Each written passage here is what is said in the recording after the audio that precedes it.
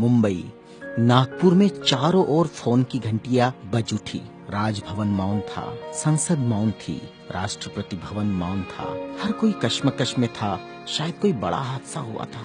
यह किसी बड़े हादसे या आपदा से कम नहीं था। कोई अचानक हमें छोड़कर चला गया था, जिसके जाने से करोड़ों लोग दुख भरे आंसुओं से विलाप कर रहे थे। देखते ही देखते मुंबई की सारी सड़कें भीड़ से भर गई। पैर रखने की भी जगह नहीं बची थी मुंबई की सड़कों पर, क्योंकि पार्थिव शरीर मुंबई लाया जाना था और अंतिम संस्कार भी मुंबई में ही होना था। नागपुर, कानपुर, दिल्ली, चेन्नई, मद्रास, बेंगलोर, पुणे, नासिक और पूरे देश से मुंबई आने वाली रेलगाड़ियों और बसों में बैठने को जगह नहीं थी। सब जल्द से जल्द मुंबई पहुंचना चाहते थे और देखते ही देखते अरब सागर वाली मुंबई जनसागर से भर गई। कौन था यह शख्स जिसके अंतिम दर्शन की लालसा में जन सैलाब रोते बिलखते मुंबई की ओर बढ़ रहा था?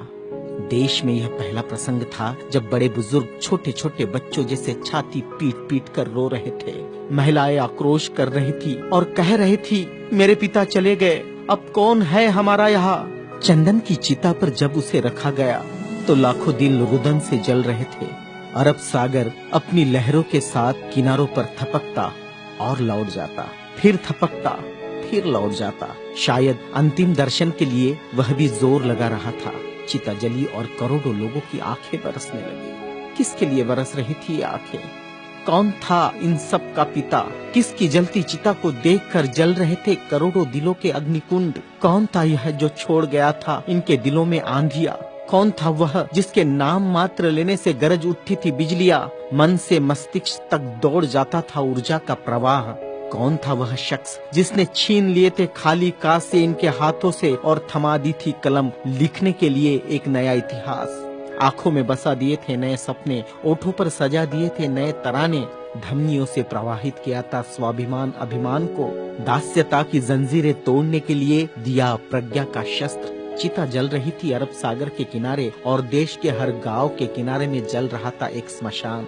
हर एक शख्स की आंखों में और दिल में भी जो नहीं पहुंच सका था अरब सागर के किनारे, एक टक देख रहा था वह उसकी प्रतिमा या गांव के उस झंडे को जिसमें नीला चक्र लहरा रहा था। क्या बैठा था भूख प्यास भूल कर अपने समूह के साथ उस जगह जिसे वो बुद्ध विहार कहता था। क्यों गांव शहर में सारे समूह भूखे प्यासे बैठे थे उसकी चिता की आग ठंडी होने का इंतजार करते हुए।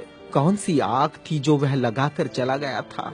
क्या विद्रोह की आग थी या थी वह संघर्ष की आग? भूखे नंगे बदनों को कपड़ों से ढकने की थी आग? असमानता की धज्जियां उड़ाकर समानता प्रस्थापित करने की आग? चवदार तालाब पर जलाई हुई आग अब बुझने का नाम नहीं ले रही थी। धू धू जलती मनुस्मृति धुएं के साथ खत्म हुई थी। क्या यह वह आग थी जो जलाकर चला गया था वह? सारे ज्ञानपीठ, स्कूल, कॉलेज मरुभूमि जैसे लग रहे थे। युवा युवतियों की कलकलाहट आज मौन थी। जिन्होंने हाथ में कलम थमाई, शिक्षा का महत्व समझाया, जीने का मकसद दिया, राष्ट्र प्रेम की ओतप्रोत भावना जगाई, वह युगंधर, वह प्रज्ञा सूर्य काल के कपाल से ढल गया था। जिस प्रज्ञा तेज ने चेहरे पर रोशनियां बखेरी थी, क्या वह अंधेरे में गुम हो रहा था? बड़ी अजीब कश्मकश थी। भारत का महान पत्रकार, अर्थशास्त्री, दूरदृष्टा क्या दृष्टि से ओझल हो जाएगा? सारे मिलों पर ऐसा लग रहा था जैसे हड़ताल चल रही हो। सुबह शाम आवाज देकर जगाने वाली धुआं भरी चिमनियां भी आज चुपचाप थी। खेतों में हल नहीं चला पाया किसान। क्यों? सारे ऑफिस, सारे कोर्ट, सारी कचहरियां सूनी हो गई, जैसे सुना हो जाता है बेटी के विदा होने के बाद बाप का आंगन। सारे खेतीहर मजदूर, किसान असमंजस में थे। ये क्या हुआ? उनके सिर का छत्र छीन गया। वह जो चंदन की चिता पर जल रहा है, उसने ही तो जलाई थी जबरान जोत। मजदूर आंदोलन का वही तो था आधुनिक भारत में मसीहा। सारी मिलों पर होती थी जो हड़तालें आंदोलन अपने अधिकारों के लिए, उसकी प्रेरणा भी तो वही था जिसने मजदूरों को अपना स्वतंत्र पक्ष दिया और संविधान में लिख दी वह सभी बातें जिन्होंने किसानों, खेतीहारों, मजदूरों के जीवन में खुशियां बखेरी थी। इधर नागपुर की दीक्षा भूमि पर मातम पसरा था। लोगों की चीखें सुनाई दे रही थी, बाबा चले गए, हमारे बाबा चले गए।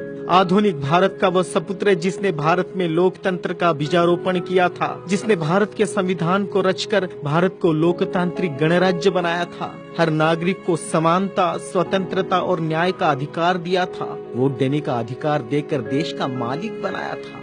क्या सचमुच वह शख्स नहीं रहा? कोई भी विश्वास करने को तैयार नहीं था। लोग कह रहे थे, अभी तो यहाँ बाबा की सफेद गाड़ी रुकी थी, बाबा गाड़ी से उतरे थे सफेद पोशाक में, देखो अभी तो बाबा ने पंचशील दिए थे। 22 प्रतिज्ञाओं की गूंज अभी आसमान में ही तो गूंज रही थी। वो गूंज शांत होने से पहले बाबा शांत नहीं हो सकते।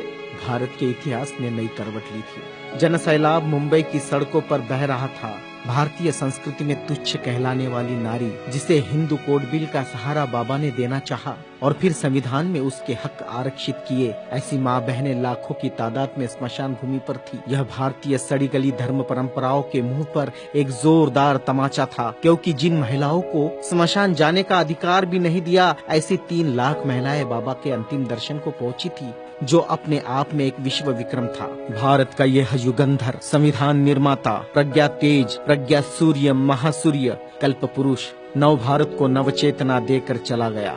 एक ऊर्जा स्रोत देकर, समानता, स्वतंत्रता, न्याय, बंधुता का पाठ पढ़ाकर, उस प्रज्ञा सूर्य की प्रज्ञा किरणों से रोशन होगा हमारा देश, हमारा समाज और हम। और पूरे विश्वास के साथ हम आगे बढ़ेंगे हाथों में हाथ लिए, मानवता के रास्ते पर, जहाँ कभी सूर्यास्त नहीं होगा, जहाँ कभी सूर्यास्त नहीं होगा, जहाँ कभी सूर्यास्त नहीं होगा।